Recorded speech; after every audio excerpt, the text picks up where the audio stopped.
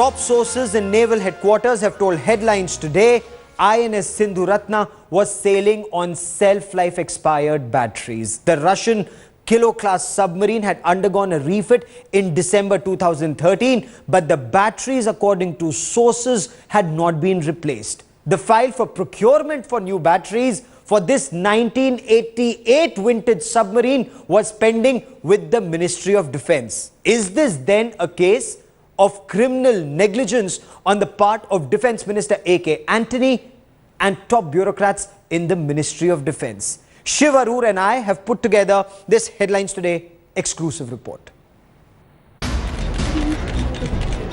Lieutenant Commander Kapish Moval and Lieutenant Manoranjan Kumar killed in the prime of their lives on a routine submarine sortie. Their chief, Admiral Devendra Kumar Joshi, put in his papers this week taking moral responsibility for failing to save their lives. But does that responsibility actually lie here with these two men, Defence Secretary R.K. Mathur and Defence Minister A.K. Antony?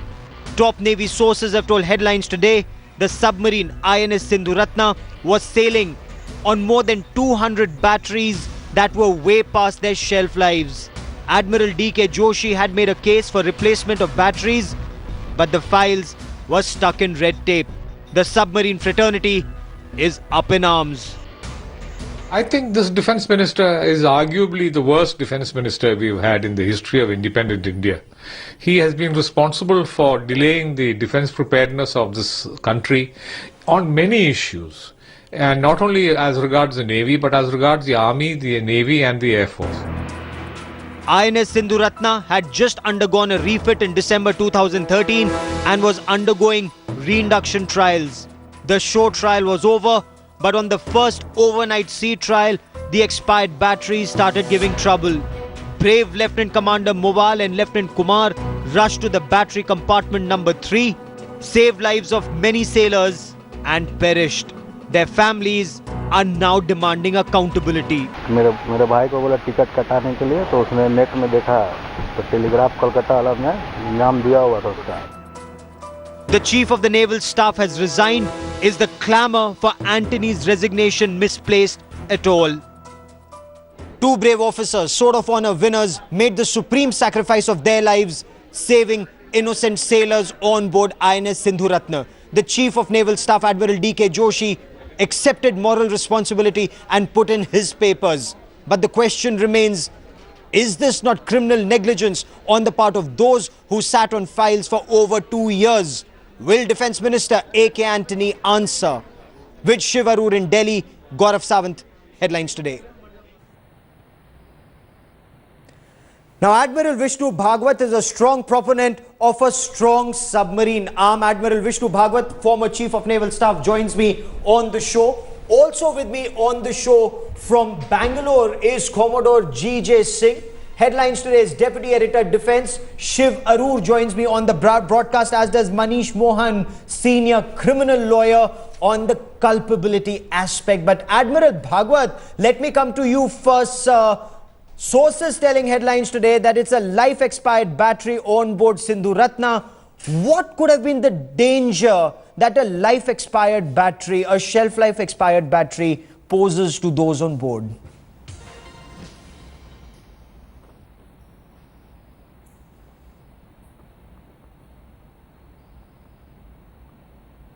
You see, if the batteries of the Sindhuratna were beyond their shelf life, then the battery becomes a vulnerable item, because the battery gives out more hydrogen than it ought to, and that itself causes a danger to the submarine because it is a fire hazard. And it should not happen, it should never happen that submarines sail with life expired batteries, particularly because these batteries have been indigenized a long time ago, about 20 years ago. And Shiv, that is criminal negligence. It is not as if these batteries had to be procured from some other country. It is not as if the country did not have money to buy 280 new batteries for one submarine. The money was there, the batteries were there. Where was the problem? What are your sources telling you? It's preposterous, Gaurav. I mean, these are the basic consumables required to keep a frontline instrument of war in operational service. It's not like the Ministry of Defence doesn't already know what is required, what is not required. Here you've got a case, Gaurav, where, we already know that the Navy has been begging for submarines for the last 2 decades. Here you've got a situation where you've got a Navy saying, at least give us the money to buy batteries so that we may keep even our old submarines, to an extent fighting fit. So we may, fight with what we have. That famous phrase that was once used by General Malik after the Kargil war. The Navy is desperate in this situation. And, I want to hazard and make another point, Gaurav. The fact that a file wasn't moved quickly and the Navy was forced to extend the life of these batteries, conduct a refit and go for stage 2 reinduction trials on extended life batteries just shows you how desperate the situation is, how cynical the system is, that they not only didn't clear the batteries for the Navy, but they actually expected them, to do that famous Indian word that we know, jugaad, and go out there to see with these batteries and, nobody else will have anything to say for it. Criminal. Is this not criminal, Manish Mohan, as an advocate, as somebody who battles criminal cases in court every day? 2 precious lives, young officers, sword of honor winners. They could have become admirals in the days to come. The Navy invested so much money in their training. Those lives were lost because Babus and the Defence Minister did not sign the dotted line on procuring new batteries. See, Gaurav, let me explain you the difference between civil negligence and criminal negligence. What happens is that a person is supposed to act in a reasonable manner under circumstances. When he does so, every person is supposed to know the consequences of his conduct. But where there is a special knowledge within your ambit, within your personality, and you fail to exercise that. For example, if you take the example of a doctor using a spurious drug or an expired injection, he is supposed to act in a particular manner, and if he fails to do so, he is guilty of criminal negligence. This is criminal negligence. This is criminal negligence. And the families are telling headlines today that they are seeking legal options. They will pursue legal options against those who sat on those files. And we'll be tracking that story very closely here on Headlines Today. But there is a bigger crime that has been taking place in the Ministry of Defence in South Block, in the Prime Minister's office. As the pressure builds on Defence Minister A.K. Antony to take moral responsibility and resign for this crisis in the Indian Navy, Headlines Today's Shiv Arur has accessed an explosive classified report from 2010. In this report, the Navy minced no words in warning the government about a disaster for the submarine arm. And this is a warning that A.K. Antony, the Defence Secretary of that time till date, and the Prime Minister of this country, sadly, they slept on this warning for 4 years now.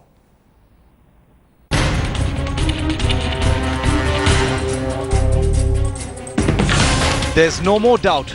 A.K. Antony's Defence Ministry has slept for 4 years on the Navy's most stunning 2010 prophecy of the disaster that has now hit its submarine arm.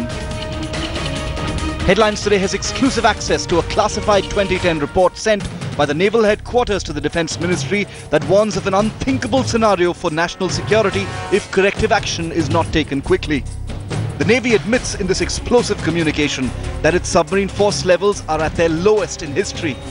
It adds that its force levels would soon be surpassed by both Pakistan and China.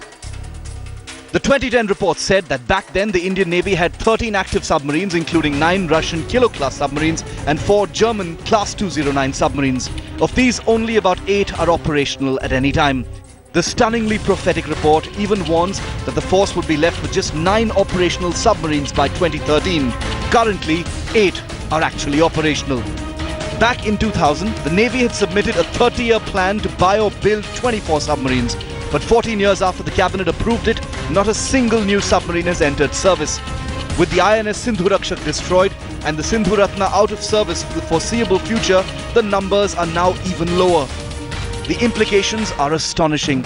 Not only is the report unusually accurate in what it has predicted, but it actually means the Defence Ministry under A.K. Antony's stewardship has had all the warning signs to at least try to avert all-out disaster, but has simply failed to. In New Delhi, Shiv Arud for Headlines Today. Commodore G.J. Singh is president of the Indian Ex-Servicemen League's Karnataka batch. He's a former batchmate of former Chief of Naval Staff Admiral D.K. Joshi. Commodore Singh, what do you make of this report? In 2010, the Indian Navy told the government, we are the strongest Navy with the strongest submarine arm, but we are getting very weak. Do something about it. For 4 years, the government's done nothing.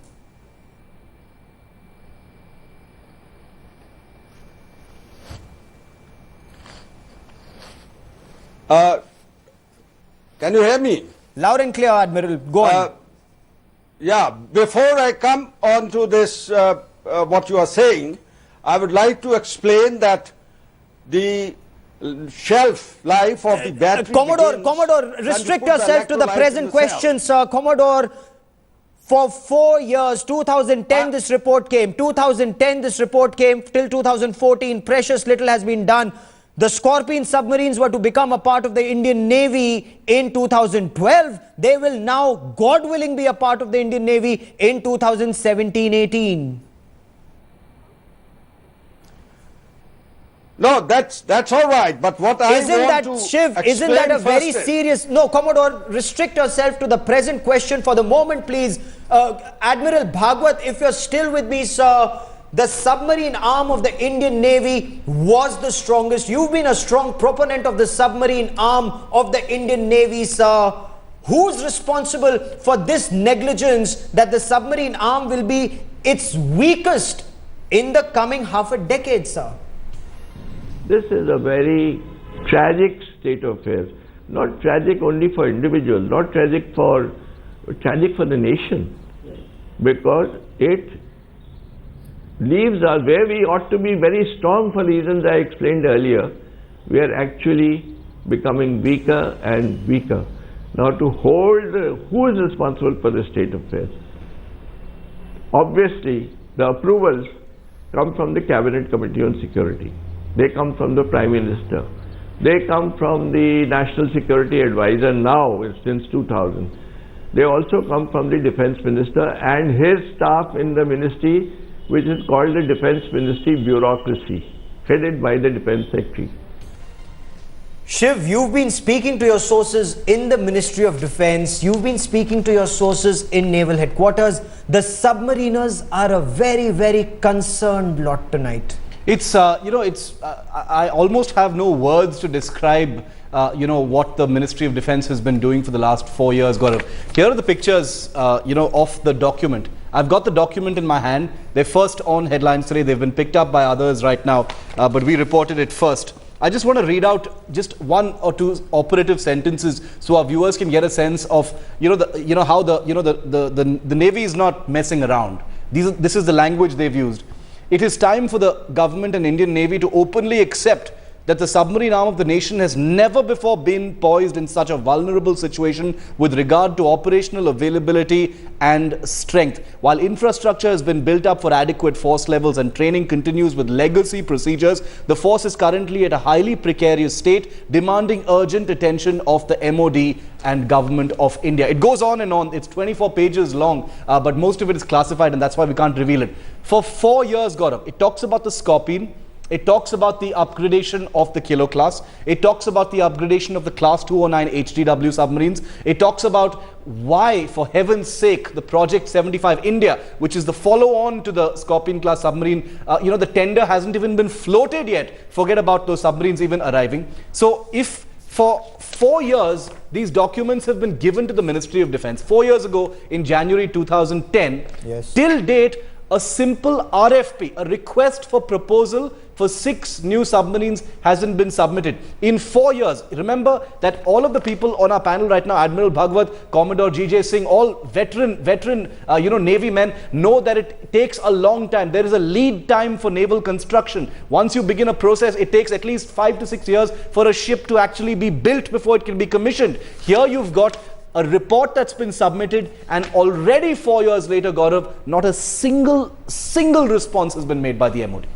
The question remains, will A.K. Antony respond to this? He's sat on these papers, he's sat on these warnings, and if I may get closing comments from Manish Mohan. Manish, is a criminal case made out against those who sat on these files for procurement of basic things like batteries, like rubber parts, like other basics, consumables that a submarine requires but were not procured because of red tape? Can a criminal case be made out as the families are now demanding? Exactly, Gaurav. See, if you are at the hem of affairs, you cannot go around saying that I didn't have knowledge of this happening. So, if you are there at that prime chair and if you don't take necessary action which results in loss of life, then you have to face the consequences. This is something very criminal.